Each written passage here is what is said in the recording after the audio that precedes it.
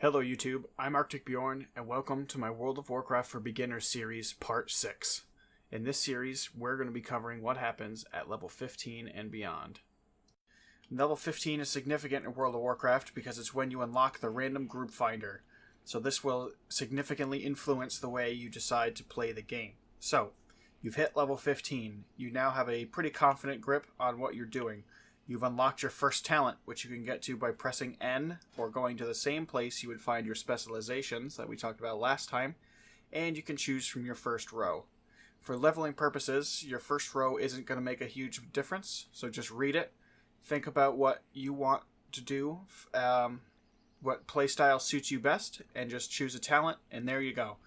Now, the way talents work are anytime you are in a rested zone, which means that your character profile has these 3 Z's up here in the top left corner, and your character is blinking, that means you can change your talent because you are in a rested zone. Rested zones include cities, inns, and certain tents out in the wild. Now, you can freely switch back and forth between any talent while you are in a rested zone, but you cannot do that outside of a rested zone without a special ward or a glyph. So, you've chosen a talent, you've chosen a specialization that you like, and now you've unlocked the Group Finder tool, which you can access by pressing I as an iguana, or clicking this little green eye down in the corner here. Now, this is going to be the same page as your PvP menu, but a different tab down here on the bottom left. You see Dungeons and Raids. So, you choose your specialization, which for me is a damage dealer. You can choose to be group leader, but if you're watching this video as a beginner, you maybe not want to choose group leader.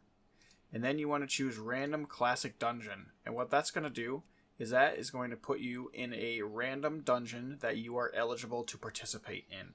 And to see which dungeons are in this pool, just hover over this little set of dice, and it will tell you that my character at level 15 is eligible for the Ragefire Chasm and the Dead Mines.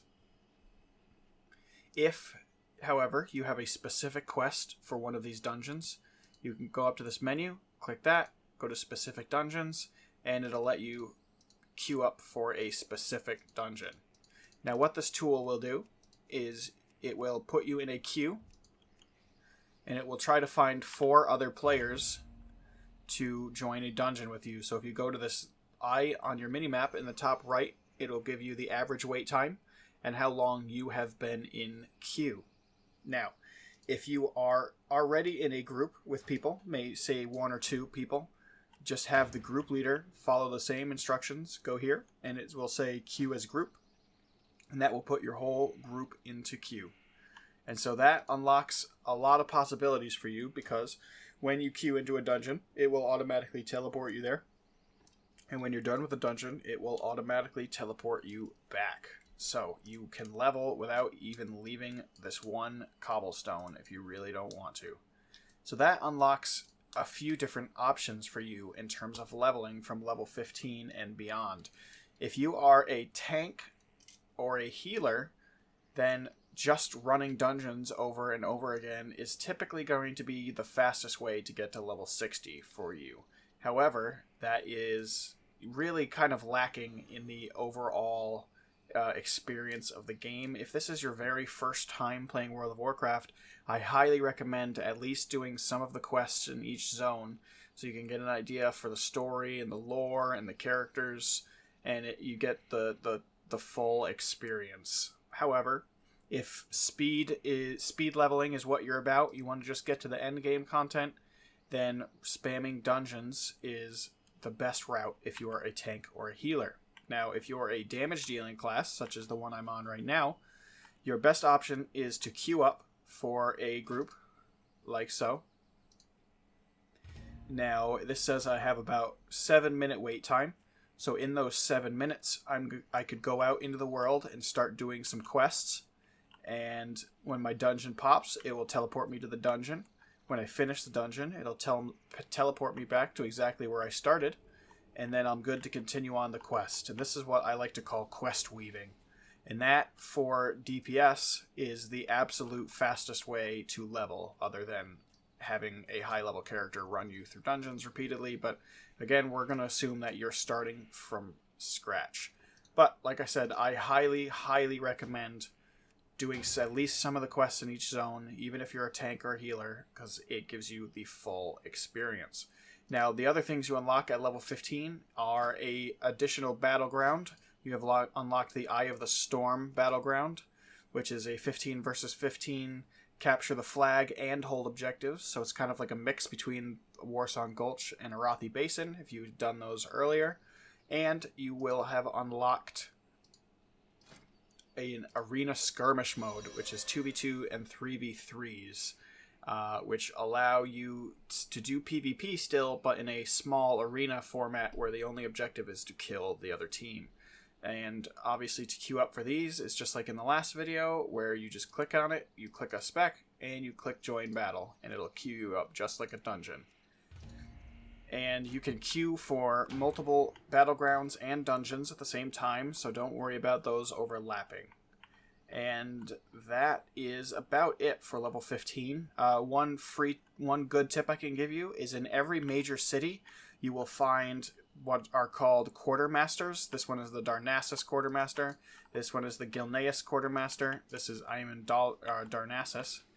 When you find these NPCs in the city, they sell what's called a tabard. Now, if you buy one of these tabards and you equip it, it's going to make it so that every mob that I kill or any quest that I finish in a dungeon is going to give me reputation for this city.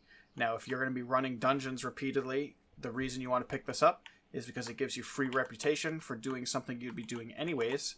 And when you hit revered with each of these civilizations or races, you can get a 16 slot bag for less than 2 gold, which is a very nice price for a 16 slot bag, especially for new people who don't have an alt to send them money. So I can actually store tabards, so when, let's say I hit revered with Darnassus, I could just switch to my Gilneas tabard and start over again. And these bags are very helpful and very easy to get if you are going to be spamming dungeons. But that is it for now. At level 20, you will unlock the ability to get a mount. I am not going to make a separate video for that, but just be looking on the lookout for that. At level 20, you can get mount training in any major city, and you can buy a mount in any major city. Other than that, I will see you guys again at level 58. I hope you enjoy. Oh, and one last thing.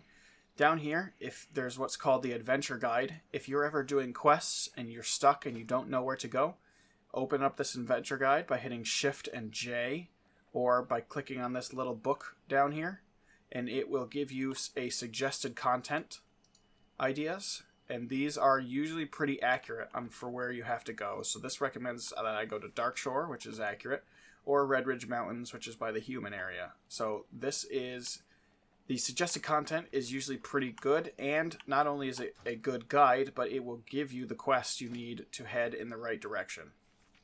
So, I will see you guys at level 58, and as always, if you have any questions, feel free to leave them in the comments, and if you like the series and are hoping to catch it when I get later for veteran players, feel free to leave a subscribe. Otherwise, take it easy, guys.